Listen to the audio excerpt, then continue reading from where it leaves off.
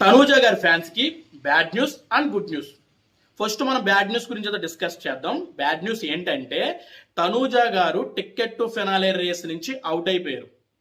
నిన్నటి ఎపిసోడ్ లో తనూజ గారు భరణి గారు అండ్ డెమోన్ పవన్ ని ఓడించి గేమ్ విన్ అయ్యి నెక్స్ట్ మీరు ఎవరితో గేమ్ ఆడదాం అనుకుంటున్నారని బిగ్ బాస్ తనూజని అడిగితే నేను సుమన్ శెట్టితో గేమ్ ఆడదాం అనుకుంటున్నానని ఆవిడ చెప్పిన విషయం ప్రతి ఒక్కరికి, రాత్రి ఎపిసోడ్ చూసిన ప్రతి ఒక్కరికి ఇక్కడ వరకు క్లారిటీ ఉండి ఉంటుంది. కానీ ఇక్కడ ఏం జరిగిందంటే సుమన్ శెట్టి గారు తనూజతో గేమ్ ఆడి సుమన్ శెట్టి గారు అయితే విన్ అవుతారు, తనూజ గారు అయితే అవుట్ అయిపోతారు అనమాట. ఇది ఈ రోజు ఎపిసోడ్ లో టెలికాస్ట్ అవుతుంది. ఇది తనూజ గారి బ్యాడ్ న్యూస్. ఇక గుడ్ న్యూస్ విషయానికి వచ్చేస్తే తనూజ గారు టికెట్ టు ఫినాలే గెలవకపోవడమే బెటర్. ఎందుకంటే ఆవిడ విన్నింగ్ రేస్ లో ఉన్నారు, టాప్ లో ఓటింగ్ పడుతుంది. ఈ టైంలో ఆవిడ టికెట్ టు ఫినాలే నెగ్గి నామినేషన్ లోకి రాకపోతే ఆవిడ ఓటింగ్ కి పెద్ద బొక్క పడుతుంది. కాబట్టి వాడు టికెట్ టు ఫినాలే గెలవకపోవడమే బెటర్.